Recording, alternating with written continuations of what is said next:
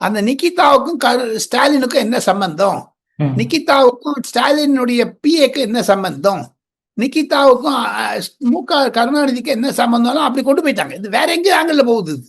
இது இந்த இருக்குதுங்களே, சிவகங்கை எம்பி ஏங்க பேசவே இல்லை இருக்கிறோம். கார்த்திக் சிதம்பரம் ஆமா சார் பேசிட்டாரத்தான். அவரையே போல, அவரை பத்தி கேட்டீங்களா நீங்க? அவரையே போல கேட்கறாரு. எடப்பாடி பழனிசாமி விட்டுருங்க. காங்கிரஸ் ஏன் இதில் மௌனம் சாதிக்கிறது? விடுதலை சிறுத்தைகள் ஏன் மௌனம் சாதிக்கிறார்கள்? கம்யூனிஸ்ட் கட்சி ஏன் மௌனம் சாதிக்கிறது? ஆக மொத்தம் லதா ஐஏஎஸ் ஆபீசர் வந்து டெஃபினெட்லி ஷீ பிளேட் ரோல். அது என்னங்கிறத கண்டுபிடிக்கும். இதெல்லாம் சிபிஐல வந்து ஆரம்பிச்சாங்கன்னா மிகவும் இன்னலுக்கு உடைவார் mister M K. Stalin chief minister. காரணம், சிபிஐ ஆரம்பித்தால் அது அரசியலாகும். அதையும் முடிச்சிருவாங்க. ஏன்னா இந்த கோர்ட்ல 8ஆம் தேதி வரப்போகுது கேஸ். ஒருவேளை மதுரை ஹைகோர்ட் வந்து சிபிஐ எதுவாக இருந்தாலும் நாங்க தான் மானிட்டர் பண்ணணும்னு சொன்னாங்கன்னா இன்னும் போயிடுச்சு.